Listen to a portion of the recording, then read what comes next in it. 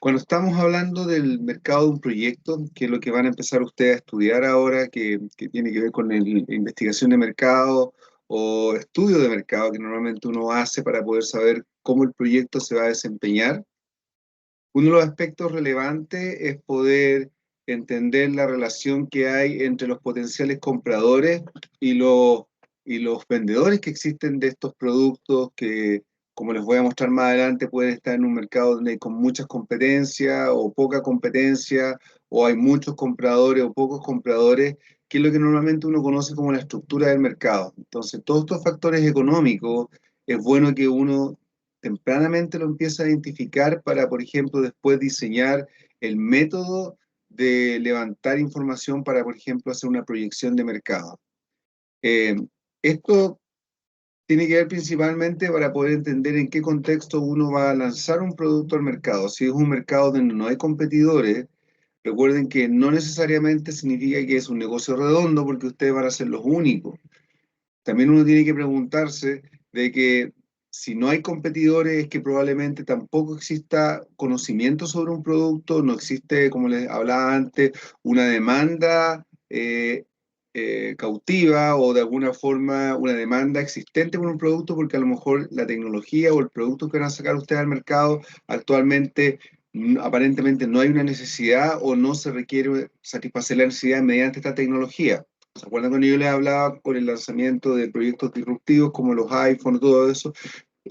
Probablemente uno decía era negocio redondo porque no hay ningún producto similar, pero también está el resguardo de poder identificar con ya sea encuesta o con prueba o otro tipo de actividad, incluso como cuando uno hace degustaciones, ver si existe una potencial demanda o interés por un producto que actualmente no existe en el mercado. Entonces eso también tienen que considerarlo, o sea, cuando uno hace estudio en base a productos sustitutos, uno levanta información de productos que ya existen, ¿cierto? Por ejemplo, si me quiero meter a vender huevos, yo perfectamente podría estudiar, digamos, la demanda, oferta y demanda actual que existen de distintas avícolas que ponen en el mercado huevo y con eso yo puedo entender más o menos cuánto es la transacción de huevo y la demanda que hay.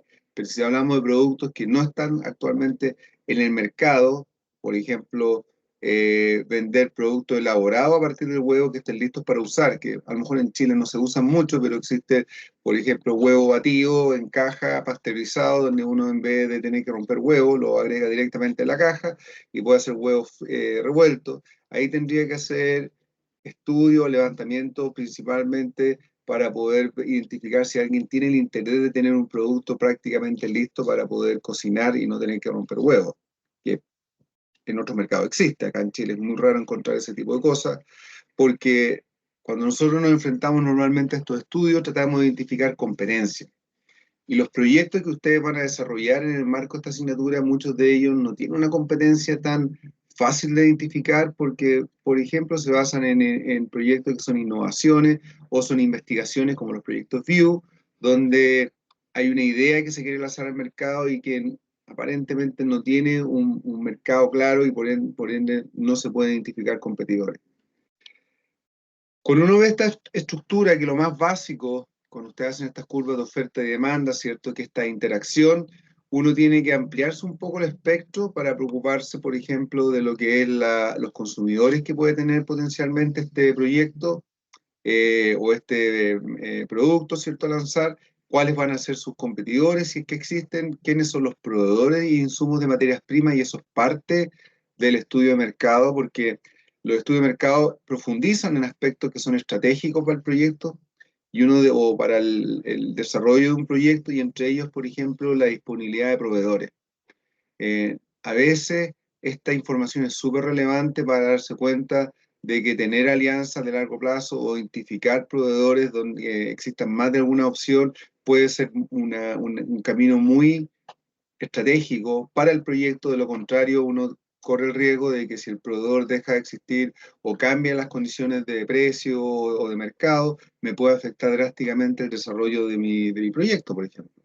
Y también los canales de distribución, cómo yo voy a llegar hacia los clientes según el tipo de cliente que yo quiero, ¿cierto? Entonces estamos hablando de productos donde el consumidor y el que va a comprar pueden ser adultos mayores, tengo que también ser coherente con los adultos mayores en este caso, o el tipo de segmento en relación a cómo yo ofrezco el producto, ¿cierto? Y cómo después se lo vendo. O sea, yo he visto que muchas veces proponen, por ejemplo, estrategias o canales de distribución a través de plataformas, incluyendo Facebook u otro tipo de plataforma de transacción en línea, pero también hay que considerar que muchas veces el cliente que quiere comprar esto no necesariamente es un cliente que está o es usuario recurrente de este tipo de plataformas, y eso ya genera una barrera para que ellos puedan acceder a los productos.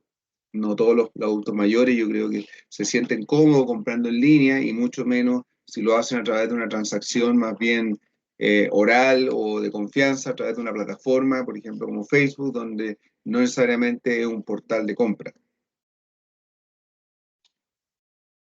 ¿Qué otro aspecto es relevante cuando uno considera el mercado de un proyecto? Y esto, esto está explicado en el capítulo 3, 2 y 3 del libro, ¿cierto? Para que ustedes puedan ver aquí más detalle. Es poder de alguna forma entender, como les decía, todos estos detalles. Y a mí el mercado del proveedor muchas veces lo dejan fuera de los análisis. Y yo digo que es bastante importante esto, porque la estrategia o las alianzas que uno puede proponer con proveedores tiene que ver con acceso a precios privilegiados y a precio a calidad, ¿cierto?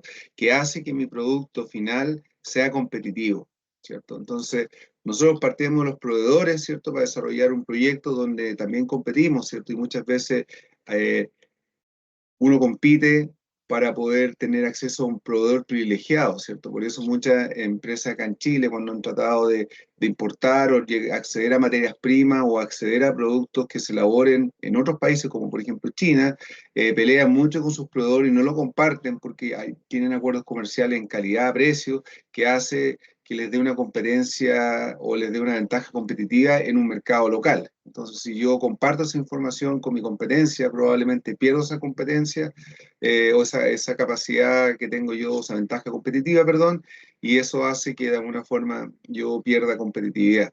Entonces, el mercado proveedor es crítico para un proyecto, y por eso quiero que ustedes también lo investiguen para sus distintas iniciativas que están evaluando, para que también puedan apoyar con esta información estratégica a sus emprendedores.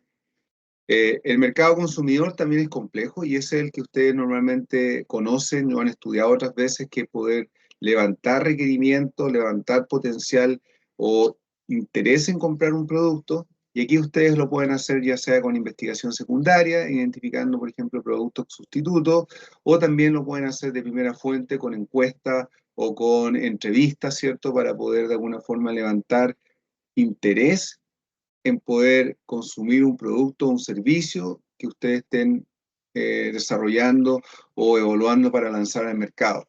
Entonces, esta información es súper interesante cuando uno dice a los proveedores, es documental entender quiénes proveen de materia prima, y por otro lado el consumidor, y quién es el que está dispuesto a comprar y qué variantes quiere el consumidor, como para poder entender si efectivamente ellos buscan algo distinto o están preocupados de algo que está más bien relacionado con algo que es bastante genérico y que tiene muchos sustitutos. Ahora, por ejemplo, que viene la celebración de la Pascua de Resurrección, se habla mucho ahora de que este año puede que haya una variante en los precios, ¿cierto? Que estén más altos los chocolates, porque hay mucha oferta de chocolate, porque los proveedores de la materia prima, que es el cacao, hay una suerte de escasez que hace que de alguna forma suban los precios de la materia prima, que se traduce finalmente en toda la cadena a que el producto sea más caro para todos los productores de chocolate.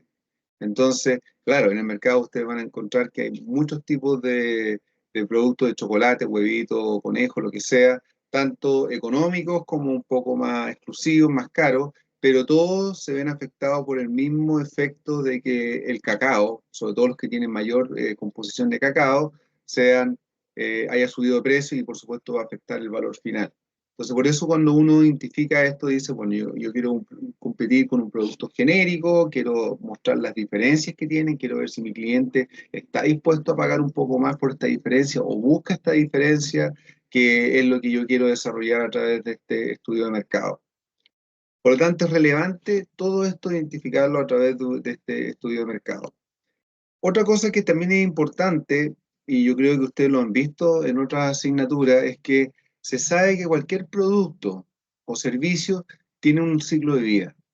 Y el ciclo de vida es un poco lo que se muestra en esta curva, donde existe la fase de introducción de un producto en el mercado, donde por lo general uno espera, si esto le va bien, que tenga una curva en ascenso. Y el ascenso tiene que ver con el volumen de ventas que tiene esto. Entonces, en la medida que yo doy a conocer el producto, ¿cierto? Que el cliente da testimonio, les gusta, el boca a boca, como muchas veces uno dice, oye, este producto es fantástico, empieza a crecer las ventas, porque efectivamente hay una novedad, hay un interés, este tiempo es relativo, ¿cierto? Va a depender del tipo de producto, hay productos que tienen una vida súper corta y hay productos que tienen una vida de madurez más larga, pero tiene este ciclo que se conoce como el ciclo de vida de un producto, donde cuando yo estoy creciendo, yo ya debería pensar en buscar variantes u ofertar distintas posibilidades del producto porque se va a saturar en algún momento o me va a alcanzar la competencia. Saturar significa que ya todos los que potencialmente querían el producto lo van a adquirir, entonces no van a seguir comprando a menos que sea un producto de consumo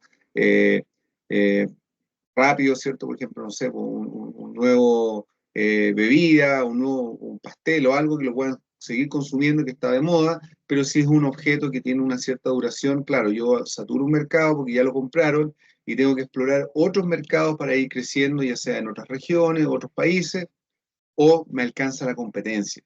¿Y qué significa me alcanza la competencia?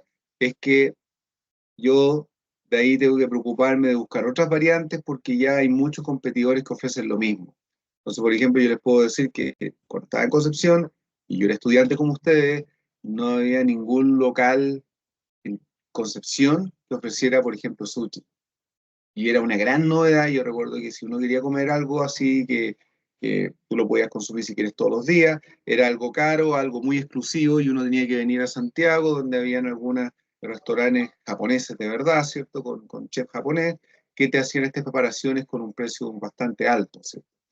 Pero cuando empezó a entrar esto de la masividad, ¿cierto? Como comida rápida, ¿cierto? En Concepción, el primer local le fue bastante bien porque trajo la novedad, pero en la medida que creció esta demanda, porque se empezó a transformar como casi algo que está dentro de mi menú, junto con las hamburguesas y los completos, ¿cierto? Que eran más conocidos, yo empecé a crecer en volumen de venta, el primero, pero rápidamente se metió la competencia que hizo que esto, el producto llegara a una madurez y después bajara, y eso implicaba de que yo tenía dos caminos que hacer, una de explorar nuevos productos, ¿cierto? O mantenerme en el nuevo equilibrio. Y en realidad eso es algo que es súper relevante cuando uno innova, estar constantemente en esta parte de crecimiento. O sea, entonces por eso hace variantes, saca nuevos productos, ¿cierto? Trata constantemente de ofrecer variantes para poder estar siempre en crecimiento y no alcanzar esta madurez donde finalmente uno declina, y cuando declina es que supuestamente ya existe demasiada competencia, ¿cierto? Y tengo el mercado saturado. Entonces el mercado es complejo, por supuesto, muchas veces partir, pero la idea de todas estas encuestas, de todos estos estudios, es poder levantar una demanda potencial de cantidad, incluso cuantitativamente hablando, con distintos métodos, para poder proyectar cuál es el volumen de venta de mi producto o mi servicio, para poder después estimar ingresos potenciales en los siguientes años.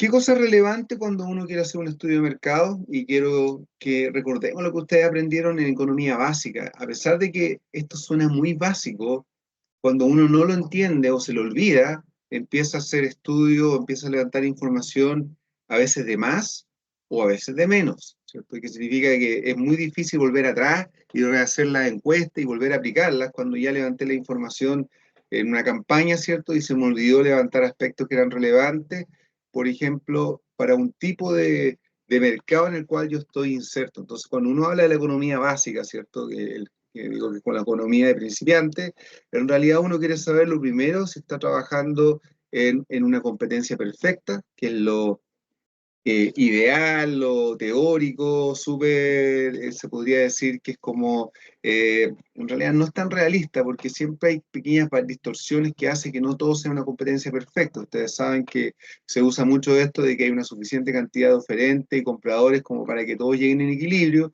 pero en realidad, por lo general, uno está inserto en pequeñas distorsiones que nos llevan, por ejemplo, a mercados monopólicos, a competencias monopólicas, ¿cierto? oligopolio o monopsonio, ¿cierto? Yo creo que ustedes recuerdan mucho de esto y probablemente el que más les preocupa a las personas es cuando uno habla de un monopolio, ¿cierto? El monopolio se asocia como que atenta con la libertad de poder elegir porque existe solamente un oferente.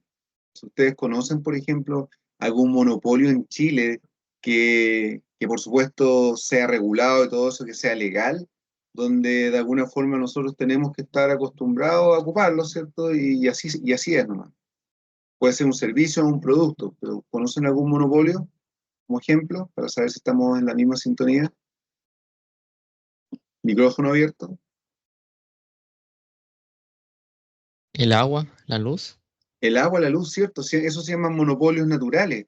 Y la verdad es porque podríamos tener la posibilidad, así como se hizo en su tiempo con las líneas telefónicas que se abrieron, en otros países se han abierto las líneas de electricidad, pero acá en Chile no todavía, que significa que yo a través de la misma línea telefónica yo puedo elegir el carrier, y eso pasó hace años atrás cuando estaba de moda la entrada de nueva, antes de la telefonía móvil, ¿cierto?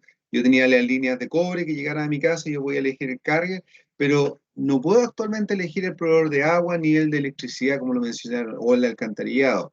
Y la razón es que esto se hace de esta forma, primero que todo, para asegurar a la empresa, porque son todos privados, eh, que de alguna forma existe un mercado, ¿cierto?, al cual le van a tener que ofrecer un servicio como el de agua potable, y también se hace porque prácticamente es inviable tener más de una tubería, ¿cierto? Compitiendo, ¿cierto? Por el mismo insumo, pero no así, por ejemplo, en el gas. En el gas muchas veces pasaba el gas natural compitiendo con el gas licuado, ¿cierto? Y había más oportunidades, ¿cierto? Uno con cilindro y el otro con tubería, pero acá el agua es un solo proveedor y se regula, ¿cierto? Como empresa monopólica en este caso, como una empresa modelo, para que también las tarifas y el cobro sean justos y todo eso. Entonces existe un monopolio natural, es regulado, ¿cierto? Está bien. También cuando uno piensa en los servicios como el registro civil y todo eso, eso es como un monopolio natural también, que es del Estado, el único que te puede generar certificados oficiales para poder renovar tu carnet de identidad, pasaporte, del registro civil. Y aunque uno no lo quiera decir, el Estado actúa muchas veces como monopolio, el único que te entrega esto, que ustedes saben que es importante para hacer cualquier trámite, y no tengo ninguna otra posibilidad de poder conseguirme la documentación si no es a través del registro civil, ¿cierto?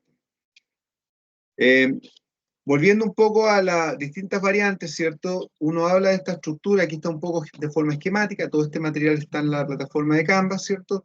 Donde yo tengo un monopolio que preocupa mucho por la concentración de un solo oferente. ¿Y cuál es el riesgo que siempre se dice de esto de que cuando hay un solo oferente, él puede fijar el precio? Y cuando él fija el precio, muchas veces el precio puede ser favorable para la empresa monopólica, pero no para el consumidor necesariamente. Entonces, lo fija en función de su, que puede ser incluso preocupándose de que sus costos se equilibren y por lo tanto puede producir siempre una cantidad limitada, ¿cierto? Y esa cantidad limitada hace que el precio se mantenga alto. Y fíjense que esa estrategia, aunque ustedes no lo crean, existe cuando uno quiere lanzar productos limitados. Entonces, no sé, de repente uno ve que aparece la oferta de un producto de arte o aparece la oferta de un producto, no sé, exclusivo, una zapatilla nueva, y dice, vamos a lanzar una edición limitada de esta zapatilla para poder de alguna forma, sabiendo que si bien cierto es una competencia monopólica, significa que hay muchas zapatillas, pero esta es la única que yo quiero, porque es la que está firmada por este atleta, cierto basquetbolista, por dar un ejemplo, o este diseñador, pero hago una oferta limitada para poder mantener el precio arriba, porque va a haber una demanda importante. Ustedes ven que cada cierto tiempo uno cae en eso, donde hay producción de productos que son edición limitada, para asegurarse que también el precio sea alto y sea atractivo para la empresa que lo lanza. Eh, entonces sí existe distintas duopolios que tienen que ver con dos empresas que ofrecen un producto. Oligopolio es, ¿qué diferencia entre el oligopolio con el monopolio? Suena polio, es lo único común, pero ¿qué es lo que es un oligopolio, si ustedes recuerdan?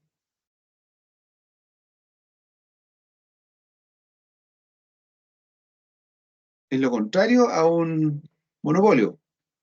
Oligopolio es cuando hay muchos oferentes y hay un solo comprador para todos esos oferentes.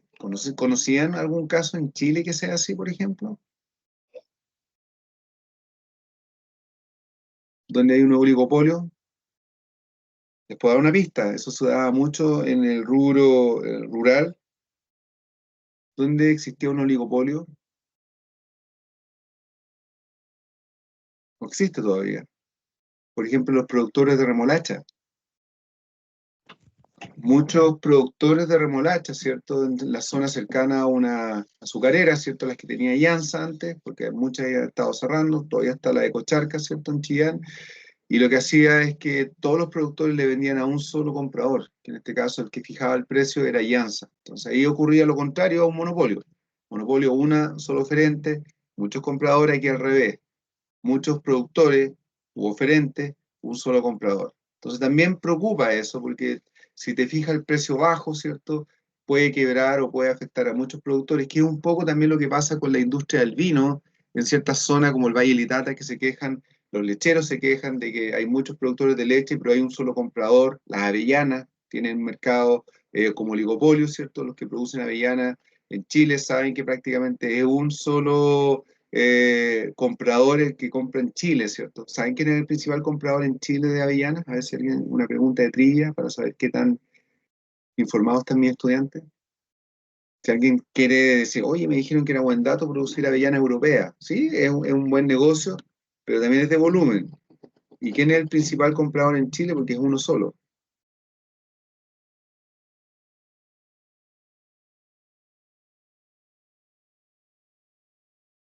Roche Ferreiro, este que produce distintos dulces y todo eso, es el principal comprador en Chile. Entonces, cuando partió la avellana había más de un comprador, pero actualmente es un oligopolio. Hay un solo. Tú la puedes exportar, la puedes poner en un contenedor, pero ahí tienes que pagar los costos de envío, los costos de transporte. Pero el que te compra en Chile y que te da las condiciones de la avellana es un solo comprador.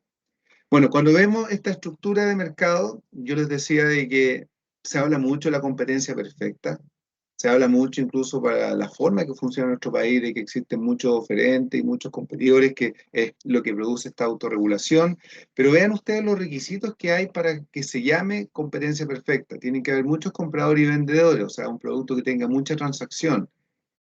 La participación de mercado de cada uno de los oferentes tiene que ser baja, por lo tanto, no tiene poder sobre el mercado, no hay influencia sobre los precios, estos se fijan por libre demanda y oferta y demanda, ¿cierto? El producto es idéntico y homogéneo, por lo tanto, son perfectamente sustituibles, o sea, no estamos hablando de un producto único, hay movilidad perfecta de recursos, no hay barreras para entrar o salir para poder ofrecer o salir de la oferta de estos productos, ¿cierto? Y todos los agentes económicos tienen la misma acceso a información. O sea, para cumplir todo esto simultáneamente es muy teórico, ¿cierto? Y por eso se habla de que de repente uno quiere que haya competencia perfecta y si uno descuida, se concentra en el mercado en unos pocos oferentes, ¿cierto? O grandes oferentes que dominan prácticamente todo el mercado. Si uno habla, por ejemplo,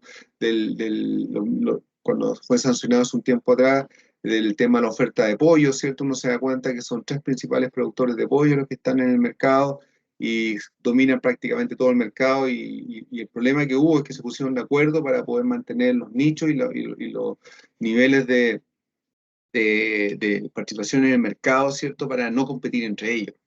Y eso hacía de que los precios se mantuvieran prácticamente similares porque se perdía el concepto de competencia perfecta, ¿cierto? A pesar de que el pollo daba lo mismo si era una marca u otra, no cambiaba los precios porque se pusieron de acuerdo entre los distintos oferentes. Acá está lo que decía yo, que el monopolio y el riesgo del monopolio es que controla la cantidad de producción y el precio. ¿Y cuál es el problema? Es que no es solamente precio. ¿Qué pasa si controla la cantidad de producción? O sea, lo que pasa muchas veces cuando uno llega a estos riesgos donde hay desabastecimiento, porque hay un solo oferente, es que ni siquiera estoy tratando de cumplir con las expectativas de mis consumidores, sobre todo si es un producto de necesidad básica y produzco escasez. Entonces, eso es el riesgo, por ejemplo, de un monopolio, ¿cierto? No solamente verlo como un tema económico de que me va a subir el precio, sino que además podría producir una escasez pensando en que la empresa o la organización que produce bien un servicio no tiene un interés en una cobertura total, ¿cierto? Y así funciona. Entonces, por ejemplo, yo he hecho estudios donde hemos trabajado con estudiantes de otros países donde habla el problema del agua potable, que es un monopolio natural, y por ejemplo, mis estudiantes de Mozambique decían de que la empresa sanitaria de origen nacional, o sea, estatal, tenía una cobertura del 70% de la población para agua potable. Acá en Chile estamos en los niveles, siempre en la ciudad del orden de los 99%, pero acá estamos hablando de un 70%, y la pregunta de lógica, ¿y por qué no se esmeraba esta empresa estatal en darle cobertura al 30%? Yo decía que por el nivel de inversión, por los costos de mantención, todo eso, el equilibrio quedó en eso, y ellos ya admitían abiertamente que no iban a cubrir un 30% adicional de la población que prácticamente no tenía acceso a agua potable. Entonces se dan cuenta de que también tiene su efecto negativo el monopolio desde el punto de vista de la cantidad de producción que yo también la puedo controlar, que a veces los intereses son más allá de simplemente dar un buen servicio, sino no excederme en costo, no querer reinvertir, ¿cierto? Y eso también es el peligro que genera los monopolios.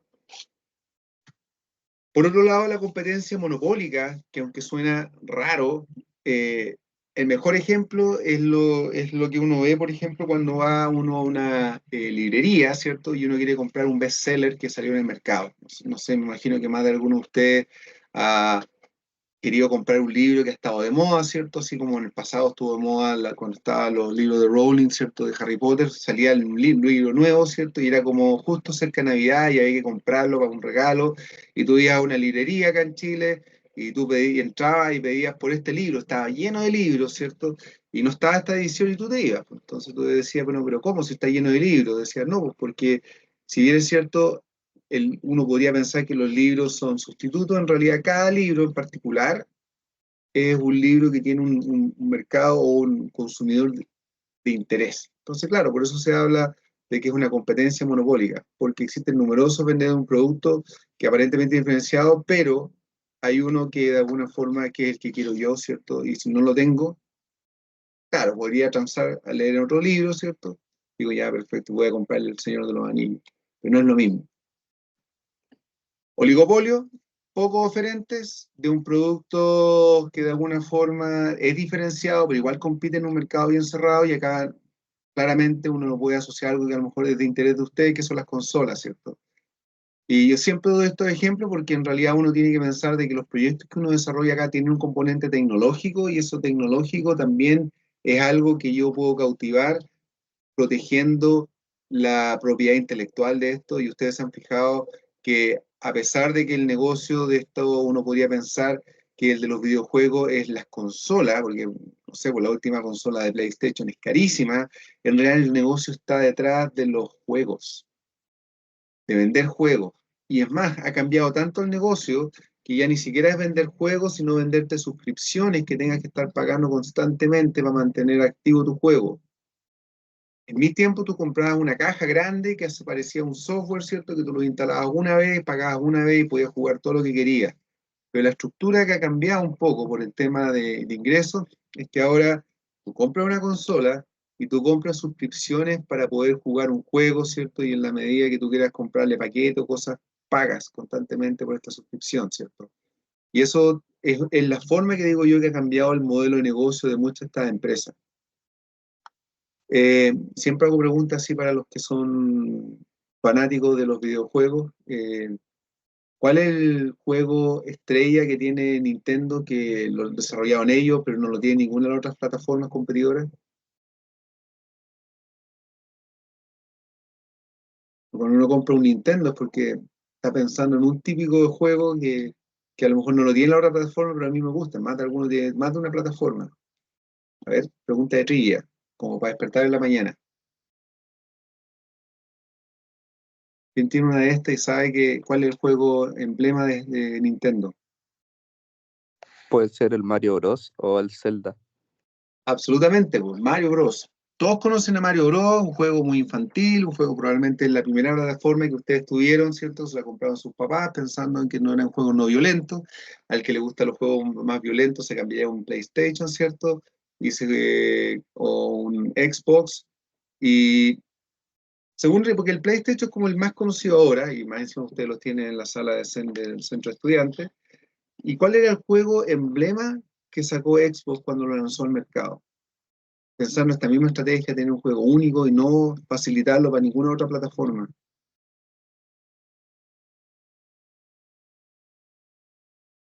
¿Recuerdan?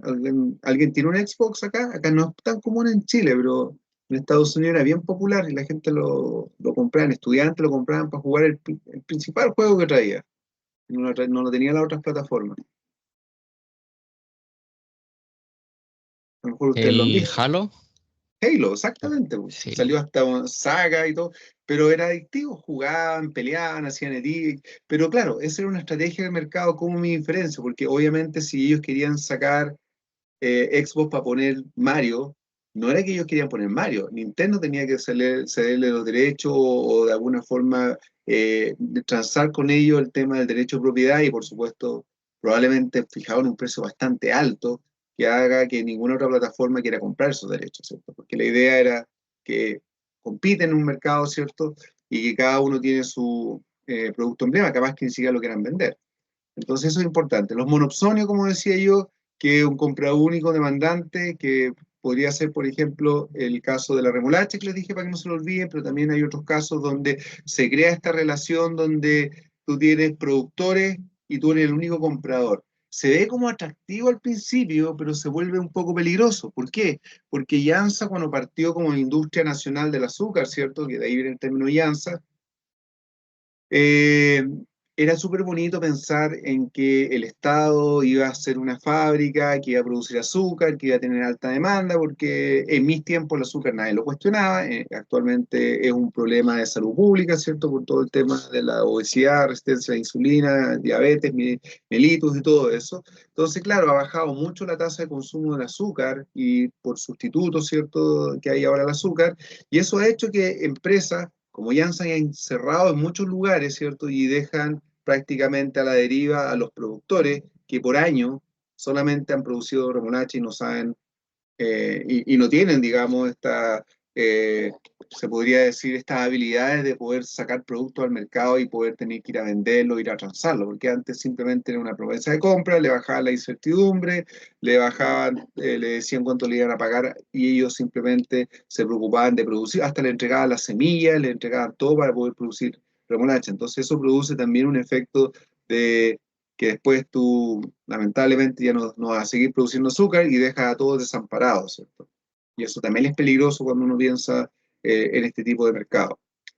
Bueno, cuando uno vea la demanda de un producto, ¿cierto? Que es lo que van a hacer ustedes, y les digo que esto tienen equipos grandes, van a ser equipos de 7 personas, de 6 personas, les recomiendo que cuando hagan estos estudios, conversen entre ustedes, aporten con ideas, y no solamente se distribuyan ustedes las tareas como cuando uno parte una pizza en pedacitos y cada uno se lleva una porción. Al contrario, cuando ustedes piensan como grupo, son estratégicos tienen idea, vean ustedes cómo van a hacer esta identificación de la demanda, porque yo les digo, perfecto, quiero que ustedes me identifiquen que existe una potencial demanda por un producto, pero además tienen que tener la habilidad y la capacidad de poder tratar de estimar cuál es la cantidad a demandar. Y para eso van a tener que hacer una proyección, ¿cierto? Y van a tener que determinar varios factores que le permitan a ustedes proyectar un precio y además proyectar cuál podría ser la cantidad demandada, porque más que mal eso va a alimentar después flujos de caja que ustedes van a tener que hacer cuando hagan una evaluación económica. Entonces, si esto no lo diseñan o no lo levantan pensando cuál va a ser la potencial demanda que podría tener yo, o cuál va a ser la relación entre el precio y la demanda, que es lo que voy a hablar en la siguiente lámina, chuta, voy a tener que volver atrás una vez que yo tenga que hacer los flujos de caja, porque no voy a tener la información de precio por cantidad, sobre todo lo que es la cantidad.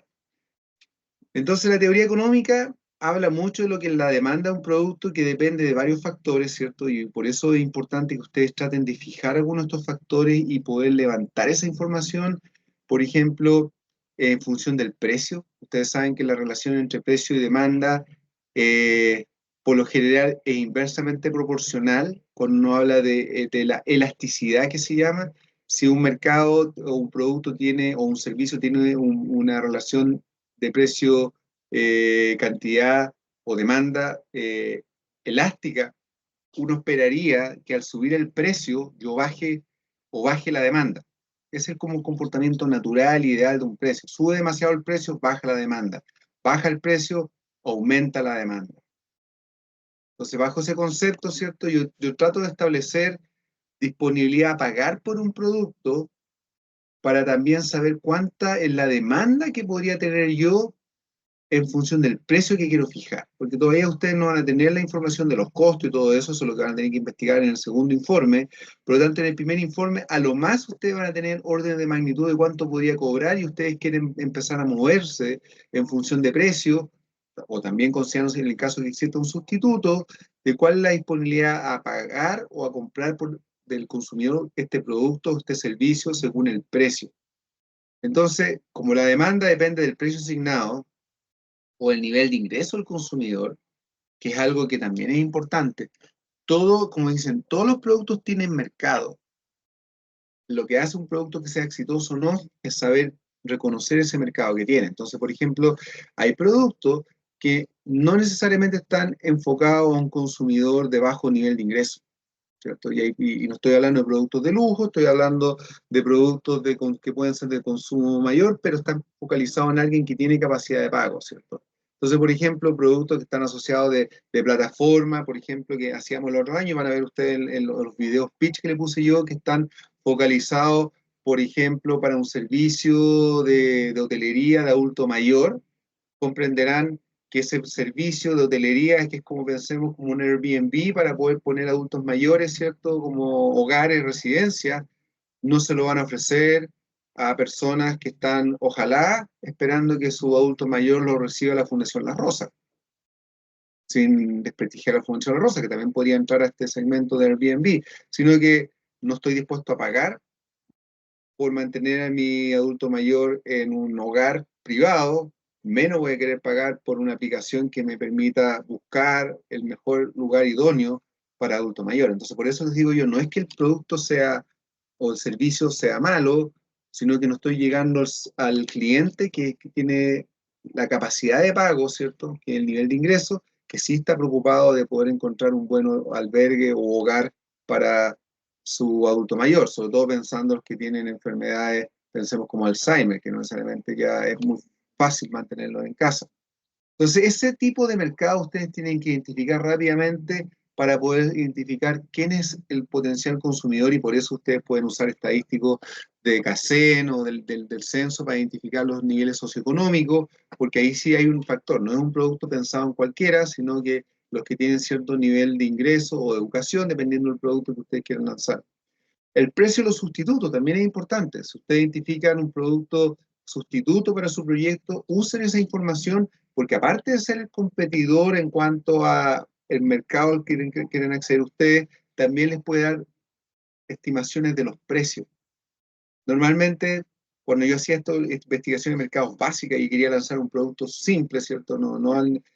Uno buscaba todos los sustitutos. Por ejemplo, yo estoy desarrollando un proyecto, hace poco terminamos desarrollando un fertilizante. Entonces yo buscaba toda la gama de fertilizantes y formato que estaban vendiéndose en Chile, tanto a granel como en locales que venden fertilizantes junto con otros productos, ¿cierto? Que están dispuestos a pagar más, ¿cierto? Los grow shops. Y yo buscaba todos los formatos posibles porque el fertilizante que iba a producir yo a base de los o desechos de piscicultura, yo quería ver dónde me convenía entrar a mí. Porque si lo quería tirar a granel, ¿cierto? Por camionada, competía con el guano de gallina, ¿cierto? Con el estiércol de caballo, y eso por lo general es muy bajo el precio porque lo sacan de avícolas, más bien por un tema sanitario, y lo disponen fácilmente. Acá había que secarlo, había que procesarlo, y eso le agregaba un costo al proceso de tratamiento. Por lo tanto, tenía que entrar a segmentos donde habían biofertilizantes mucho más específico, acotado en formato, me refiero a que lo vendían en botella, para poder también sacarle más agregación de valor. Entonces, eso es lo que uno hace normalmente cuando uno identifica los precios y los sustitutos, ve los formatos, la oferta, el precio que tiene, porque me ayuda a entender dónde me quiero meter yo para competir. No quiero competir a granel tal vez, quiero competir yo por calidad, quiero competir yo por un segmento muy específico. También está el tema de los bienes complementarios. Yo creo que muchas veces uno se olvida de que también no hay que buscar el competidor, hay que buscar el complemento también. Entonces, el bien complementario, ¿se acuerdan ustedes de los bienes complementarios? Un ejemplo de esto, los sustitutos, el típico ejemplo de la mantequilla, margarina, ¿cierto? Que uno normalmente habla, pero hay muchos más ejemplos sustitutos. Pero, ¿cuál sería un bien complementario, como un clásico ejemplo?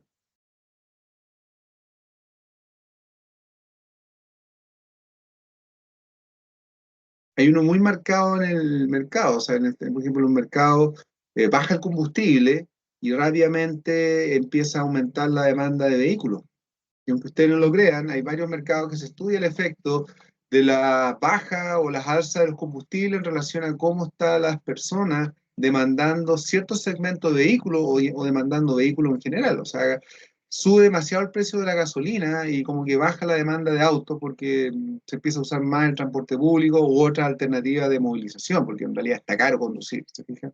Entonces ahí se muestra el complemento. Yo evalúo el precio del combustible y con eso puedo entender la dinámica del mercado de los automóviles y las preferencias, por supuesto, del consumidor. Bueno, el comportamiento elástico, y aquí hay un poco, en la práctica de esta semana le pedí a los ayudantes que recordaran un poco el concepto de la elasticidad.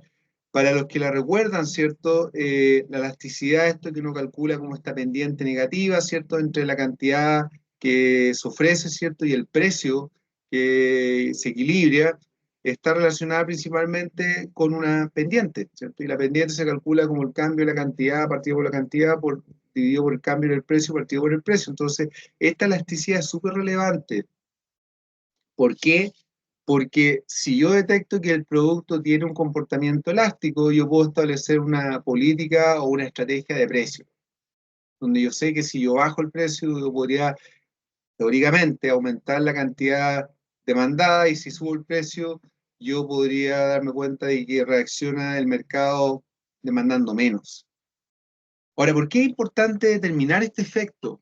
Porque si yo no lo entiendo y no lo determino, ¿qué pasa si un producto tiene comportamiento inelástico? ¿Qué es lo que entendíamos nosotros, se acuerdan en micro? Si un mercado o un producto que se lanza a un mercado tiene un comportamiento inelástico.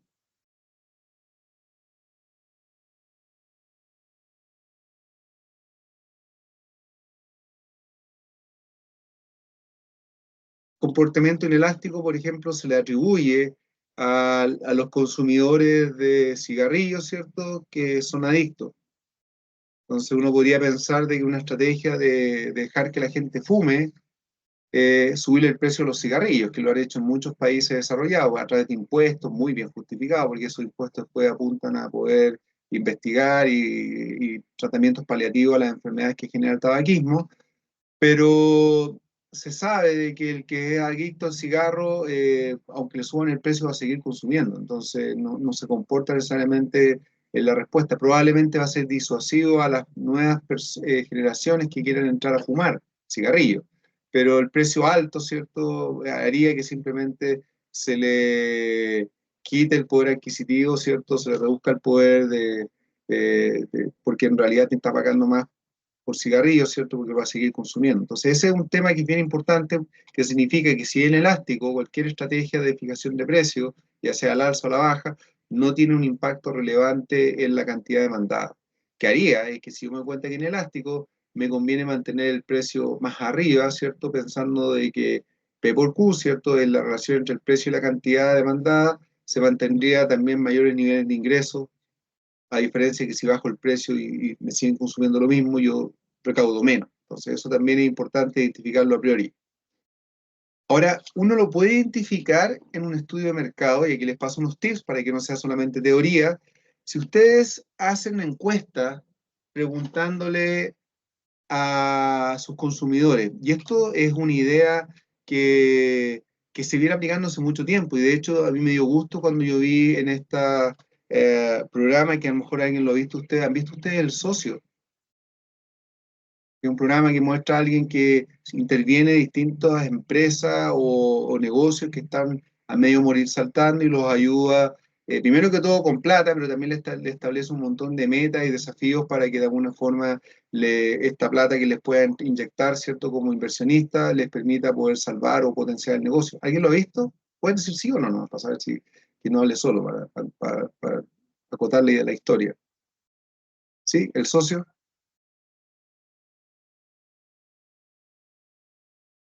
Estos son como programas para futuros o futuras ingenieros, ingenieras industriales, ¿cierto? Y uno empieza a ver temas que uno le empieza a dar sentido práctica a la clase, porque esto es súper teórico cuando uno lo ve en microeconomía, pero en la práctica, ¿qué es lo que le decía el socio? Era alguien que vendía productos en el verano, que eran como unos jugos, unos shakes, ¿cierto? Y quería ver si había demanda del producto que él vendía, agua de coco, ¿cierto? En Estados Unidos, ¿cierto? Que lo que hacía lo vendía en el mismo envase, más de alguno a lo mejor ha visto que se vende como el coco entero con agua de coco adentro, ¿cierto? Que tiene como pequeñas perlitas de coco, que es natural.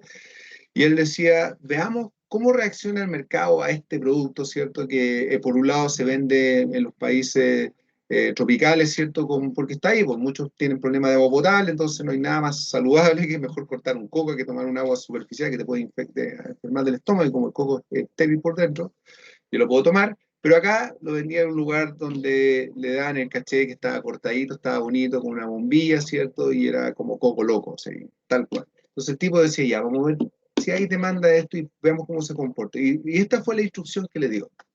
Le dijo, hoy día tú vas a hacer el lanzamiento del producto, vas a estar promocionándolo y lo vas a vender a este precio. Mañana vas a hacer lo mismo, vas a promocionar el producto y le va a cambiar el precio. Le hizo que el precio le cambiara, lo subiera, lo bajara y todo eso, y que contara la cantidad de compradores del producto, los consumidores y todo eso.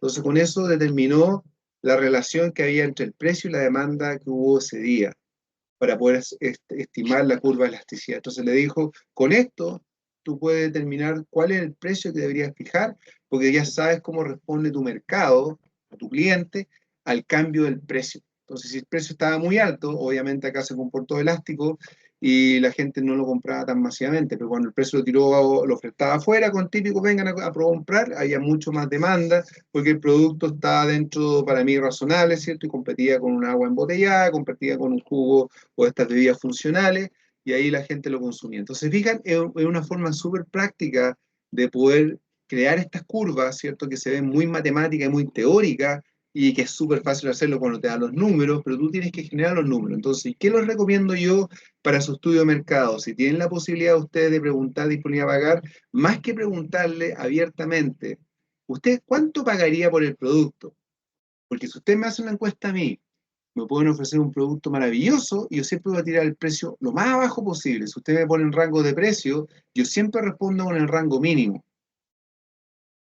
Y eso que soy informado. Y la razón es que si me están dando la posibilidad de elegir de pagar menos, ¿por qué voy a pagar menos? Pagar más. Entonces yo soy de los que tengo en estos momentos, estoy haciendo una clase por internet, yo siempre compro la banda desde. Yo no voy a comprar la mayor velocidad, porque también entiendo un tema de que por mucha banda que tenga, puedo salir rajado acá, es como tener un estacionamiento de 4 vías y me encuentro con una de 2 vías, hasta ahí llegué con mi velocidad, ¿te fijas? Entonces, no, pues yo siempre estoy el desde. Entonces, si ustedes le van a preguntar a sus consumidores rangos de precio, les aseguro que la mayor frecuencia va a ser en el precio menor. Entonces, yo les podría decir, no es que estén dispuestos a pagar menos, lo que pasa es que usted le dio la opción de elegir por menos y obviamente te van a tomar ese precio. Entonces, ¿qué es lo que les recomiendo de que ustedes hagan encuestas o hagan levantamiento, consulta de su producto o servicio y le pregunten un valor fijo? ¿Usted estaría dispuesto a pagar este por el producto? Por supuesto, ustedes ya saben más o menos el precio medio a esperar y ustedes lo van subiendo, lo van bajando para poder determinar estas elasticidades. ¿Quedó claro? Entonces después juntan la información, así como este ejercicio que les mostré yo del socio, y ustedes construyen la curva de elasticidad precio-demanda y por eso pueden, primero que todo, responder si el producto, la oferta tiene un comportamiento elástico frente al precio, y segundo, les permite después proyectar demanda en función de el precio que ustedes puedan fijar según la estructura de costo. ¿Se fijan? O sea, algo que es súper útil, es simple, entonces implica que la encuesta, al momento de preguntar la disponibilidad de pagar por un producto, ustedes le establecen el precio para que a priori se sepa si esa persona o ese segmento está dispuesto a pagar por un producto o un servicio en ese precio. Y ahí te dicen sí, no, por qué, o a lo mejor después la pregunta que sigue es ¿cuánto usted pagaría como máximo? Y ahí también te establece la segunda respuesta, pero la primera es la que definitivamente te establece la disponibilidad a pagar. Bueno, hablábamos de los tipos de bienes. También yo les recomiendo que ustedes identifiquen qué tipo de bien el que ustedes van a trabajar o van a desarrollar, ya sea, puede ser un servicio, o sea, si estamos hablando si es un bien que tiene sustituto, es un bien complementario, entonces si es un bien complementario, yo debo focalizarme en el complemento, ¿cierto? Que es lo que le decía yo, que es importante para poder de alguna forma saber cómo se va a comportar mi mercado en función de cómo se comporta en complemento. Si el complemento varía en precio, baja en precio, varía en oferta, en demanda, me va a afectar mi producto, que es el complemento. Si son bienes independientes, ¿cierto? Que no están relacionados uno con otro, si son bienes inferiores, si son bienes superiores. ¿A qué se refiere un bien inferior? ¿Se acuerdan ustedes? Esto es como repaso a materia también, pero ¿alguien se acuerda un poco una definición de un bien inferior? O me puede dar un ejemplo, a lo mejor para que no sea como un ¿qué es lo que es un bien inferior?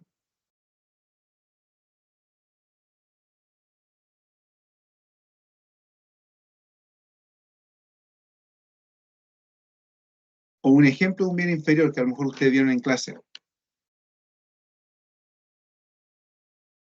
Voy a ampliar aquí para ver mis estudiantes, para ver cuántos tengo conectados. ¿Quién me puede dar un ejemplo de un bien inferior?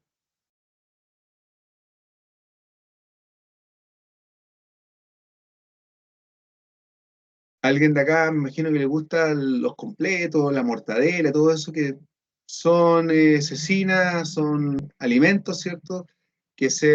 Son de bajo costo, ¿cierto? Y comida rápida, o en caso de mortadela de bajo costo, entonces cuando uno va a un lugar y pide un pan con mortadela, probablemente el sándwich es el desde, ¿cierto? A mí me gusta de repente comer un sándwich en la mañana, paso muchas veces a la cafetería a comprarme un pan, que se me olvidó tomar desayuno.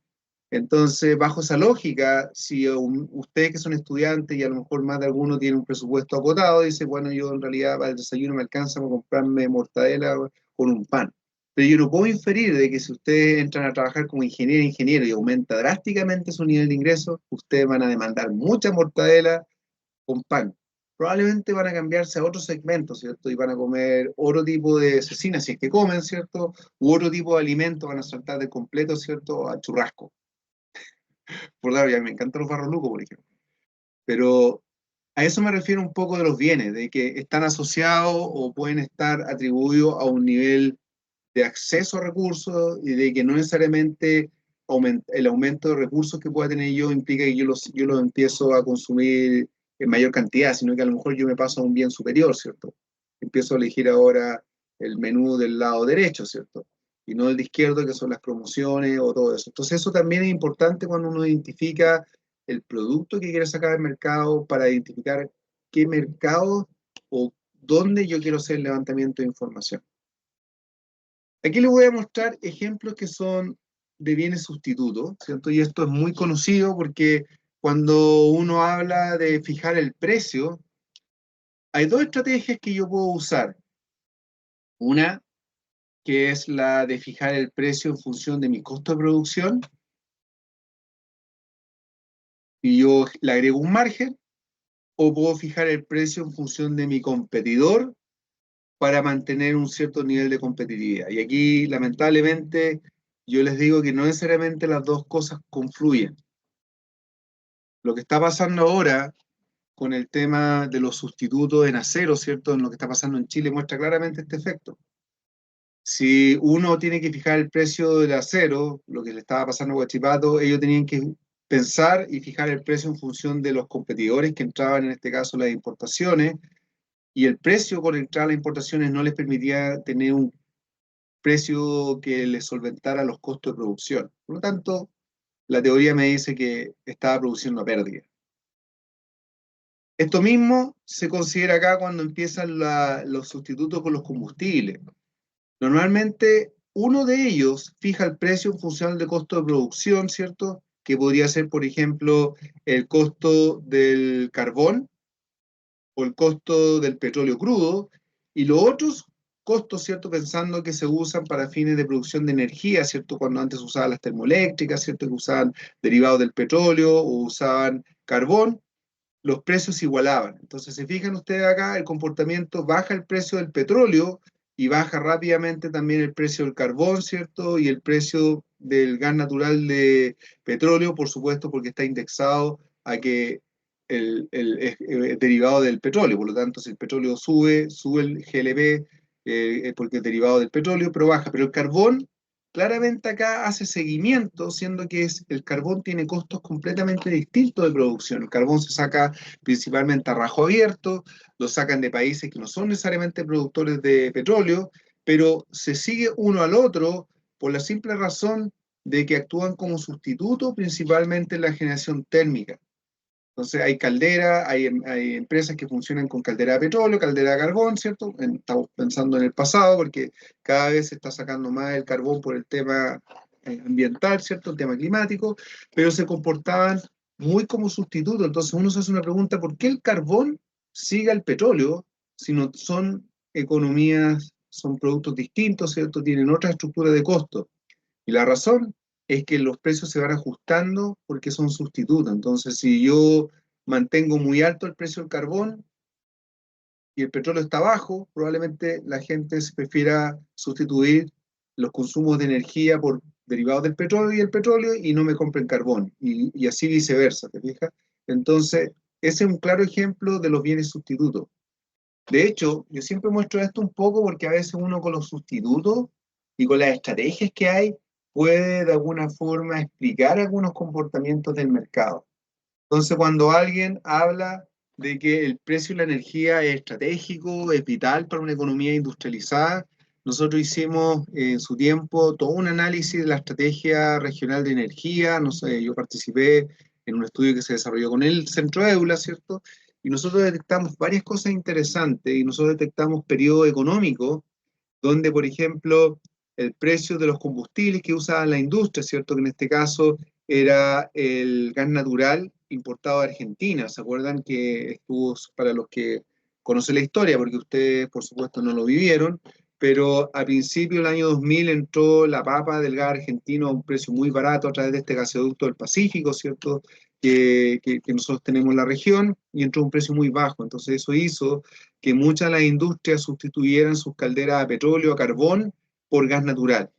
Y eso se mantuvo bajo por mucho tiempo hasta que el año 2007 hubo una restricción desde Argentina porque ellos tuvieron escasez de gas natural en sus propias ciudades, ¿cierto? Que allá se usa muy fuerte a nivel residencial e industrial, y tomaron la decisión política de cerrar la llave hacia Chile y nos produjeron una escasez de gas natural que hizo que subiera el precio drásticamente. Fíjense, aquí subió el precio en dólares por millón de BTU de energía, subió prácticamente de $5, ¿cierto?, a $20, o sea, se disparó, subió 4 veces un gas que estaba entrando a $2, o sea, entraba a un precio regalado.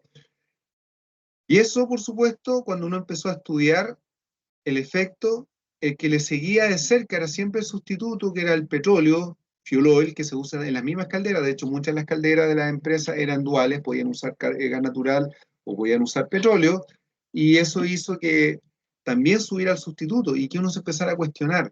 ¿Pero por qué subía el sustituto que lo fijaba ENAP, empresa estatal? Porque subía el gas natural. Y ahí se le criticó bastante, y ahí fue, yo lo digo aquí abiertamente, se le mostró esto a los datos, porque este era un estudio que hicimos para el Estado, ¿cierto? Que para el Ministerio de Energía, y ENAP del Estado le dijimos de que lamentablemente ENAP no está actuando como empresa estratégica de estabilización de precios y todo, sino que actuaba como un ente oferente más, y lo que hacía que la fijación del precio del fuel oil, que era el sustituto, lo fijó en el mismo precio que el gas natural. Entonces, fijan, aquí marcó el mismo precio. Entonces, subió el gas natural y subió el fuel oil solamente por un efecto sustituto y no con la lógica de ser empresa estratégica, que significaba que podía mantener una estabilidad en la producción. ¿Qué es lo que hizo eso a nivel de la manufactura en la región del Biobío? Que cayera drásticamente la producción. ¿Por qué? Porque muchas empresas cesaron las operaciones. Y después salió el gas natural de Quintero, y es el famoso gas natural licuado, ¿cierto? Que se quería hacer un terminal incluso acá en la región del Biobío para poder traer directamente acá en barco y no traer en camiones, que no es muy eficiente. Y la misma lógica. Entró recién el gas natural y rápidamente se copió la lógica, los sustitutos con el gas argentino, hasta que se declaró esto, se le investigó y se le dijo, oye, pero párala, pues si traes gas natural de afuera con otra estructura de mercado, ¿por qué no fijan los precios en función de los costos? Y ahí cambiaron la política de fijación de precios y cayó, ¿se fijan? Y siguió el gas argentino arriba. Entonces, fíjate lo que digo yo, es que hay dos aprendizajes de acá. Estos son datos que nosotros procesamos, estaban independientes y nosotros lo pusimos en la misma curva para contarle esta historia. Una, de que aquí está el clásico, el efecto de los sustitutos, ¿cierto? Que yo estoy fijando el precio de un sustituto en función del otro, pero no en la estructura de costo, porque la estructura de costo del gas natural licuado era distinta a la Argentina y por lo tanto debería estar abajo y no arriba. Y por otro lado, el impacto que tiene cuando tú no estableces una estrategia, ¿cierto? De estabilización de precios, que en este caso el que fijaba el precio de paridad es ENAP, el Estado, y no actúa estratégicamente, porque acá pudo haber aplanado esto para evitar esta caída tan grande, ¿cierto? Entonces eso es lo que ustedes de alguna forma pueden ver esto desde el punto de vista de fijación de precios. Otro tema que es interesante cuando uno ve sustituciones, lo vamos a ver, por ejemplo, en el caso de los bienes complementarios. Y esto es más entretenido, este es un ejemplo clásico, ¿cierto? Es un ejemplo clásico que uno lo ve de la demanda de vehículos en un mercado que demanda muchos vehículos, que en este caso es Estados Unidos. Estos son datos que los saqué de la información de Autodata, ¿cierto? Que es la que reporta información al consumidor en función de la venta, la oferta de automóviles, en un mercado que es muy demandante de vehículos, que es Estados Unidos. Y aquí hay dos cosas que son súper claras. Cuando alguien se compra un Toyota en Estados Unidos, no en Chile, ¿por qué principalmente lo quiere comprar? A ver si alguien sabe cuál es la fama que tienen los Toyota en Estados Unidos.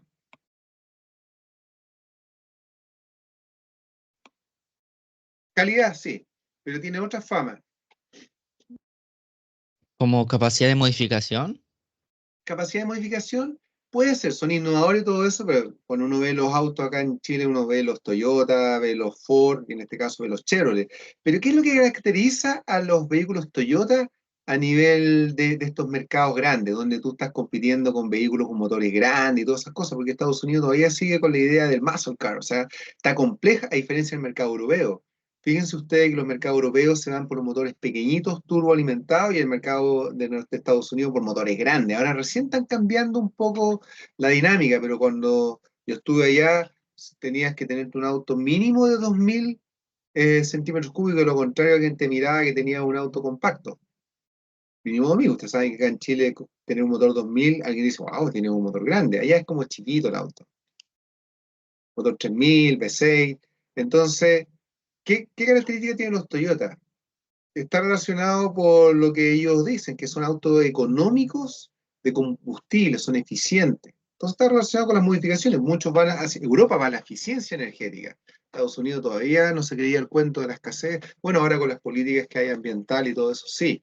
Entonces, claro, cuando tú ves el vehículo en Estados Unidos, el mismo vehículo económico tiene motor 2.2, en Chile tienen 1.6 y en Europa probablemente 1.2 turbo, por dar un ejemplo de hacia dónde va. Ahora, la idea de turbo alimentado es que con un motor pequeño tú le puedes dar más potencia cuando la requiera, pero normalmente en crucero te consume muy poco combustible. Esa es la lógica de usar motores pequeños. Entonces, cuando subía el precio del combustible, que era lo que está aquí a la mano derecha, ¿cierto? Que está el precio del barril de petróleo, lo que ocurría es que había una sustitución de vehículos Ford, que son las más grandes, motores más grandes, más gastadores, a vehículos Toyota. Fíjense que en este caso lo que es el precio del combustible era lo que estaba marcado con color rojo, y la sustitución, que en realidad es la relación 1 a 1, o sea, cuando el barril alcanzaba sobre los 72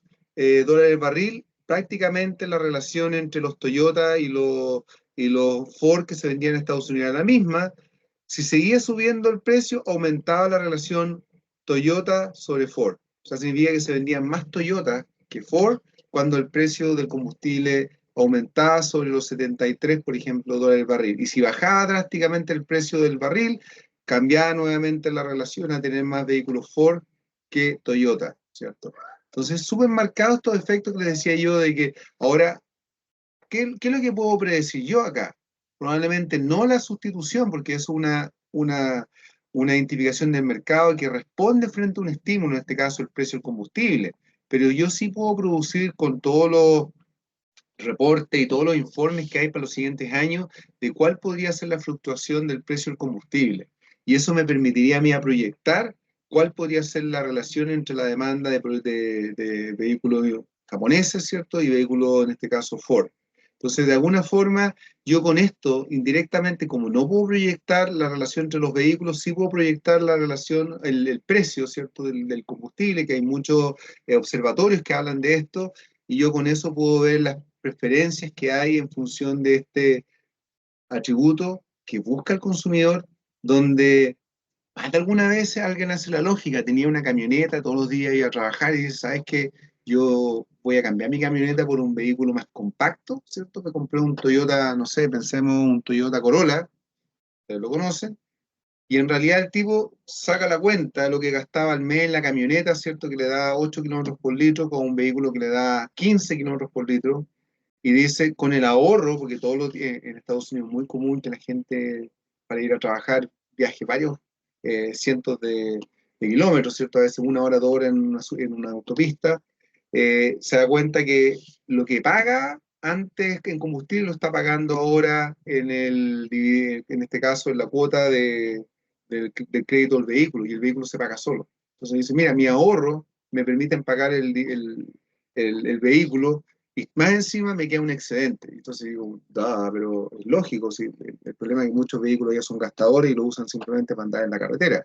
No se justifica, a menos que tú estés trabajando con él, transportando carga, o estés andando en caminos malos, ¿cierto? Para tener un vehículo todoterreno, ¿no es cierto? O en este caso una camioneta grande, con motor grande, ¿cierto? A eso me refiero, una F-150 para los que quieran hablar de vehículos. Bueno, ese es un típico ejemplo de los sustitutos. También está el tema de los sustitutos, por ejemplo, cuando hay problemas de escasez, ¿cierto? Acuérdense lo que pasó acá con la escasez del aceite, ¿cierto? Por el conflicto de Ucrania, ¿cierto? Rápidamente ocurrió que en todos los países que eran productores de aceite, ¿cierto? Se vieran beneficiados. ¿Por qué? Porque hubo una demanda que se mantuvo, ¿cierto? Del aceite, pero bajó la oferta porque un país relevante productor de aceite, que era Ucrania, ¿cierto? Está en un conflicto bélico. Entonces Argentina, Chile, todos los países que producían pequeñas cantidades de aceite subieron el precio.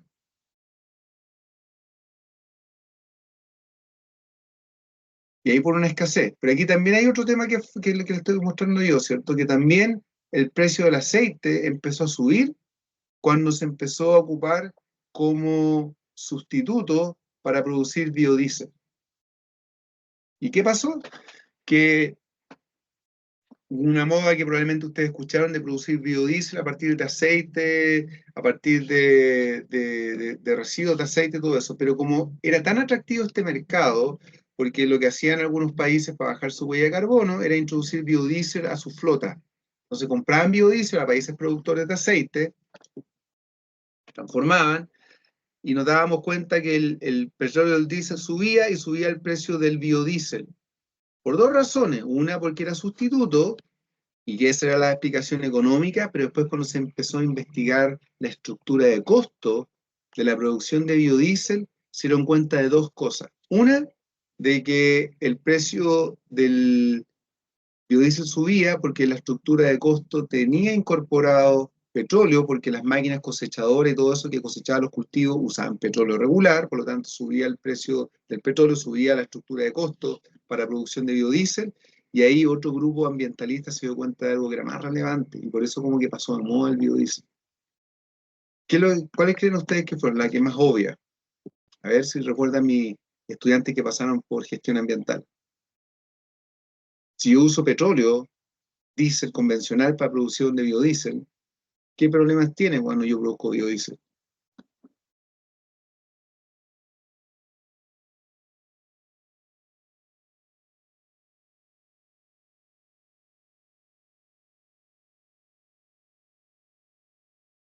La lógica era de que yo quería producir biodiesel para reducir gases de efecto invernadero, pero si durante la producción de biodiesel produzco muchos gases de efecto invernadero, en realidad Esto es un cliché ocupar biodiesel porque lo ocupaban en países desarrollados que reducían emisiones, mientras que los países que lo producían, que eran países en vía de desarrollo, generaban más emisiones. Entonces, como un contaminante global, tenía un efecto neutro o peor. Si era ineficiente, incluso podía producir más contaminación de gases de efecto invernadero que lo que podría potencialmente reducir. Ya, ese fue un primer argumento muy potente como para sacarlo del mercado y dejar que solamente se produjera biodiesel a partir de segunda generación, significa a partir de residuos como aceite usado, desechos de biomasa, ¿cierto? En este caso animal, todo, pero ya no ocuparlo a través de cultivos. Y dos, que si yo producía biodiesel a partir de canola, de soja y de varios otros productos que competían con los productos alimenticios, yo producía distorsiones en mercados locales en países pobres, donde hacía que subiera el precio de los alimentos. Y eso es un tema ético, ¿cierto? Nuevamente va a tener a familias o personas pasando hambruna para alimentar países desarrollados con un producto que era un bien superior, ¿cierto? En este caso era el biodiesel, ¿cierto?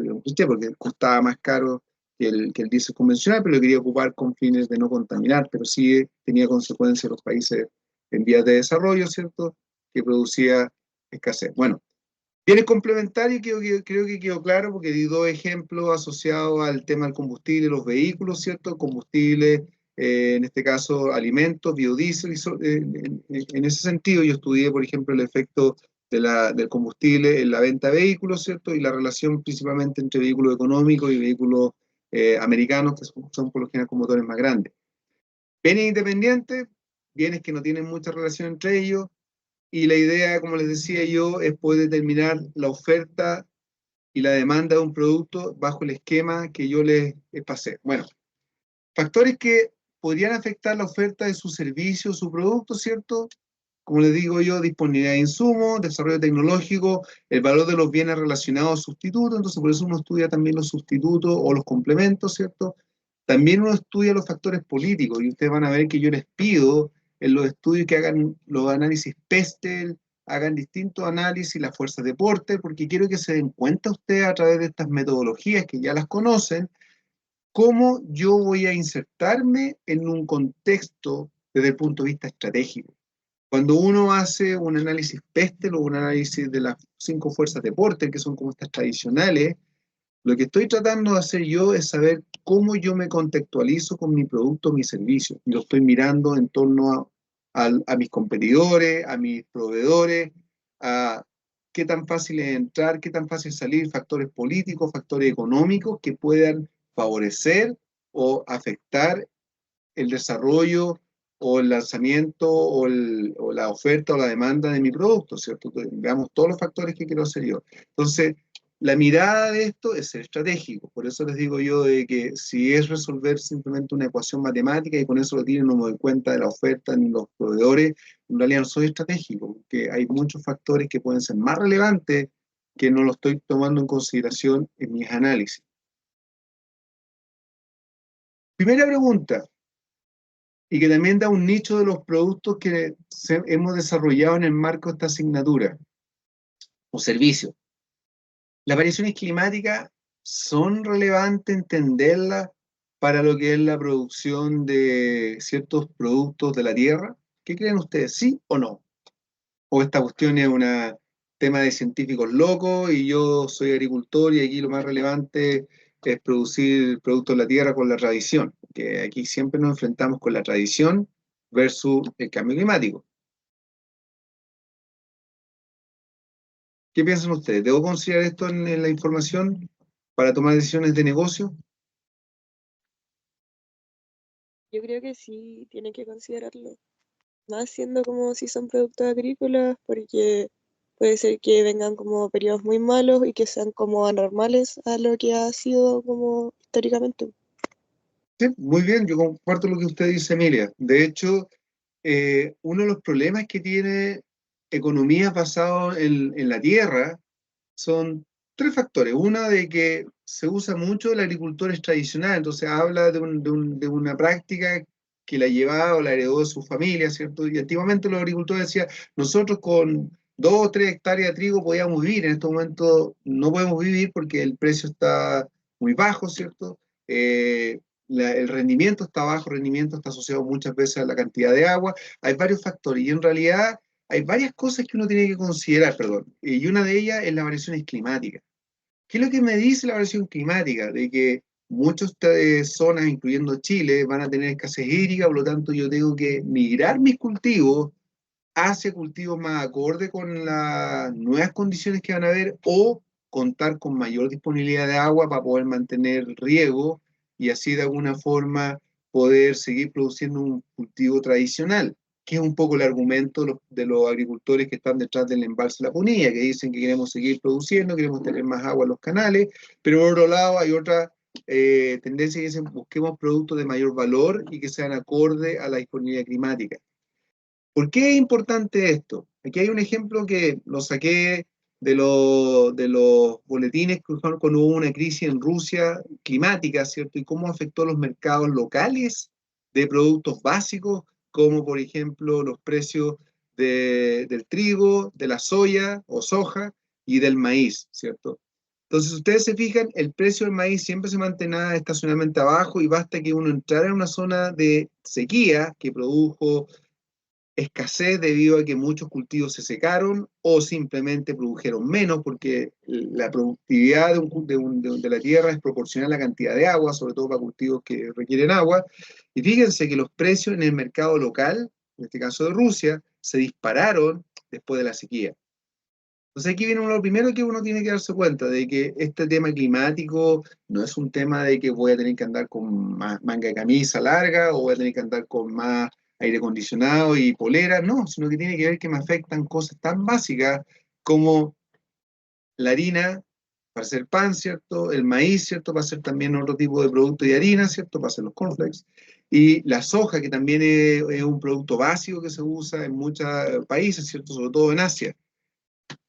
Y ahí les paso el dato de que en Chile, de hecho, este nicho ha permitido de que otros años hemos usado emprendimientos y hemos apoyado emprendimientos que desarrollan un montón de sensorización para poder medir niveles de humedad, apoyar a agricultores a tecnificar el riego para poder usar mejor el agua, considerando el escenario que se viene. ¿Y cuál es el escenario que se viene? Ustedes pueden buscar varios estudios, este es uno de los estudios que salió completo, hay estudios más actualizados ahora, pero este es el que mandó un poco cuando se hicieron todos los estudios relacionados con el cambio climático en Chile, porque se hablaba a nivel mundial, pero Chile aparecía como un píxel solamente. Y en este caso se hicieron predicciones para todas las regiones de nuestro país, principalmente la zona central, la zona agrícola, de que en los siguientes años iba a haber un aumento de temperatura, ¿cierto? En todas las estaciones del año, cuando se muestra cálido, significa que se muestra una anomalía hacia un aumento de la temperatura, los colores cálidos, los colores fríos, que habría un enfriamiento. O sea, en los siguientes años, independiente de los escenarios, si tomamos medidas de cambio climático o no pescamos, igual el escenario business as usual significa que no hacemos nada por el clima y seguimos igual, y siendo un poco más proactivo y tomamos medidas de control del calentamiento global, en todos los escenarios va a aumentar la temperatura y en todos los escenarios, con cálido, va a disminuir la precipitación en la zona central. ¿Se fijan?